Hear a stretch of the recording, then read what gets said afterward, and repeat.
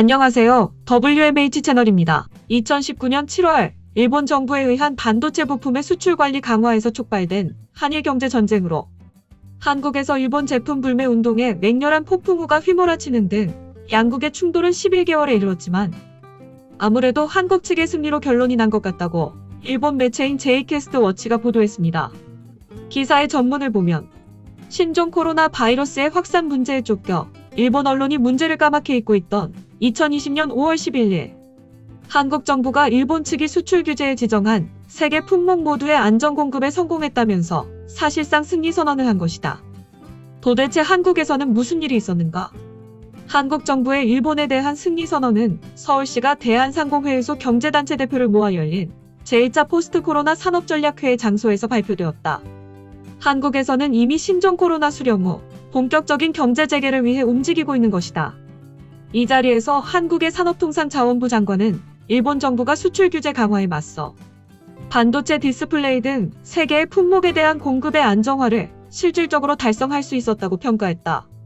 소재 부품 장비 중 일본의 수입을 준 비율이 상대적으로 높은 100개 품목도 재고 확보 수준을 평균 2에서 3배로 높였다고 설명했다. 일본이 수출 규제를 강화하는 것은 불화수소와 불화폴리이미드, 레지스트 3개 품목이다. 모두 한국의 기간 산업인 반도체 생산에 필수적인 것이지만 대부분을 일본에 의존하고 있었다. 성 장관에 따르면 지난해 8월부터 정부와 민간이 하나가 되어 탈일본을 외쳤다는 것이다.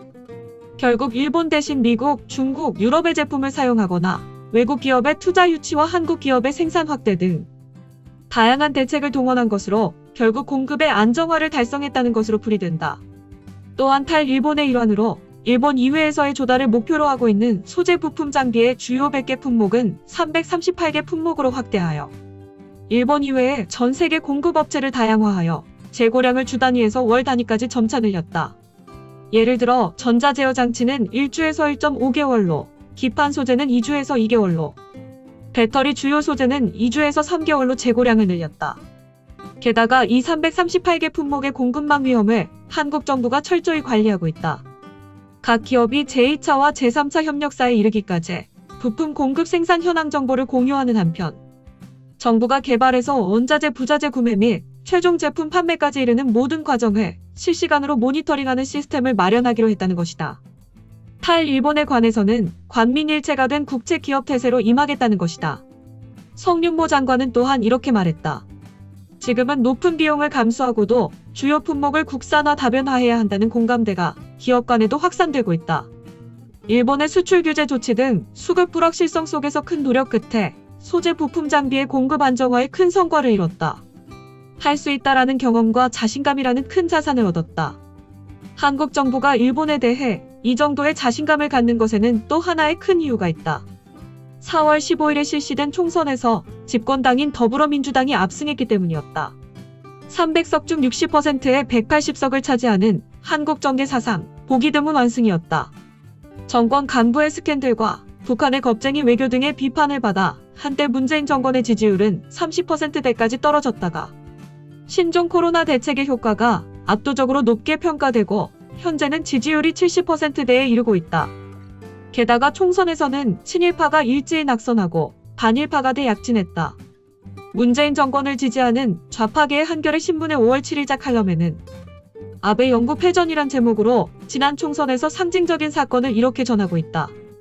이제 한국의 4.16 총선과 아베 정권의 신종 코로나 대응 실패에 따른 일본 여론의 변화가 새로운 국면을 접어들고 있다.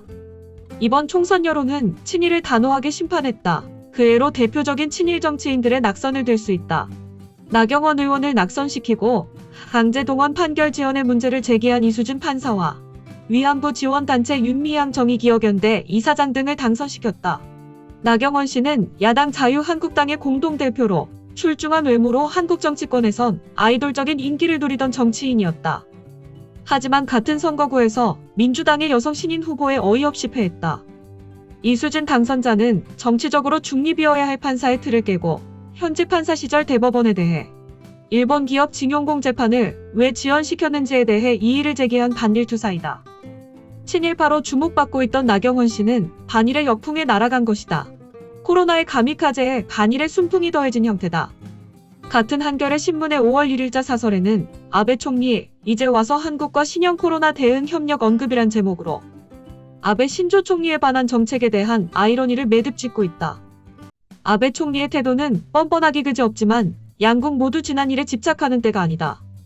신종 코로나 대응에 실패하고 국민을 고통에 빠뜨린 아베 정권은 지금이라도 이웃의 성과를 겸허하게 인정하고 도움을 요청하는 용기를 보여야 한다. 한국 정부도 일본 정부가 공식적으로 요청해 오면 신종 코로나 근절을 위한 국제 협력 차원에서 지원을 아끼지 말아야 한다. 한일 신종 코로나 공동 대응은 양국 관계를 다시 복구하는 시발점이 될 수 있다. 이상 이 기사의 전문이었습니다. 마지막으로 이 일본 언론의 기사는 자신들의 하고 싶었던 말을 우리나라의 언론을 인용해 대신하며 마무리했습니다. 지난 12일 이호현 산업통상자원부 무역정책관은 정부 세종청사에서 브리핑을 열고 일본이 수출 규제 강화 조치를 원상 회복시키는데 망설일 이유가 없다며 일본 정부의 수출 규제 세계 품목 및 백색 국가에 대한 문제 해결 방안과 관련한 구체적인 입장을 밝혀줄 것을 촉구한다고 말했습니다. 이 말은 우리나라가 일본에 더 이상 끌려가지 않겠다는 자신감의 표현입니다. 이제 공은 일본으로 돌아갔습니다. 코로나19 사태를 슬기롭게 대처하면서 국제적으로 부각되고 있는 한국에 일본이 어떻게 대응할지 주목됩니다. 이상 마치겠습니다. 시청해주셔서 고맙습니다. WMH 채널이었습니다.